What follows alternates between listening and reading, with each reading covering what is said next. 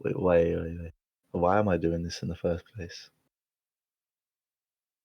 Never mind.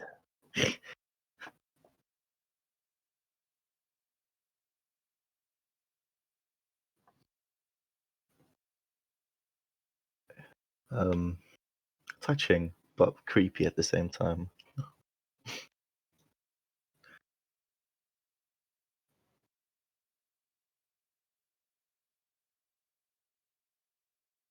Alright. Of course.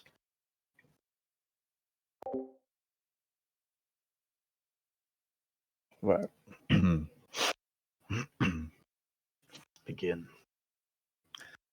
This is kind of quick. Okay. Compose myself. Let me bring my mic in closer. So. Yeah. Okay. So, I name you three metamorphoses of the spirit. How the spirit shall become a camel, and the camel a lion, and the lion a last child. There are many heavy things for the spirit, for the strong, weight-bearing spirit in which dwell respect and awe. His strength longs for the heaviest. What is heavy? Thus asks the weight-bearing spirit. Thus he kneels down like a camel and wants to be well laden. What is the heaviest thing, you heroes? So asks the weight-bearing spirit, that I may take you upon me and rejoice in my strength. Is it not this, to debate yourself in order to injure your pride, to let your folly shine out in order to mock your wisdom? Or is it this, to desert our cause when he is celebrating in victory, to climb high mountains in order to tempt the tempter? Or is it this, to feed upon the acorns and the grass of knowledge, and for the sake of truth to suffer hunger of the soul? Or is it this, to be sick, and to send away comforters and make friends with the deaf who never hear what you ask? Or is it this, to wade into dirty water when it is the water of truth, and not to disdain cold frogs and hot toads? Or is it this, to love those who despise us and to offer our hand to the ghost when it wants to frighten us? The weight-bearing spirit takes upon itself all these heaviest things, like a camel hurrying laden into the desert. Thus it hurries into its desert.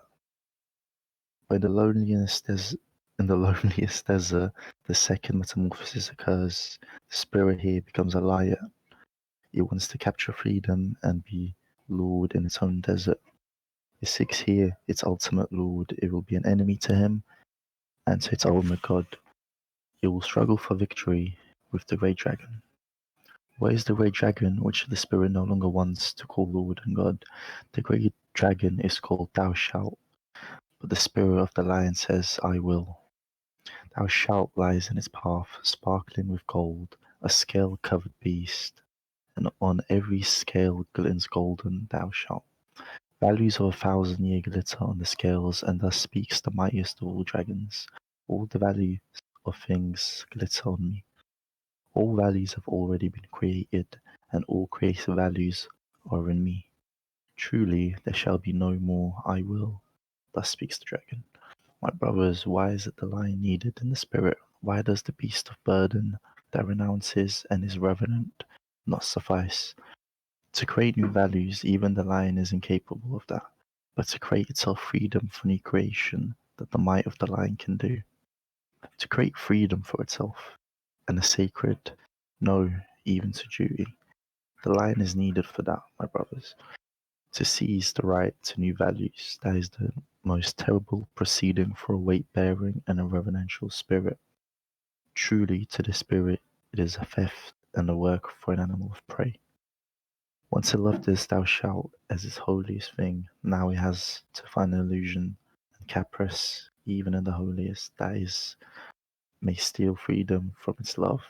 The lion is needed for this theft. But tell me, my brothers, what can the child do that even the lion cannot? Why must the praying lion still become a child?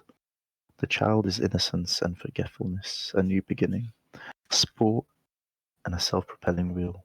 First motion, a sacred yes. Yes, a sacred yes is needed, my brothers, for the sport of creation, the spirit that wills its own will, the spirit sundered from the world that now wins its own world. I have named you 3 metamorphoses of the spirit.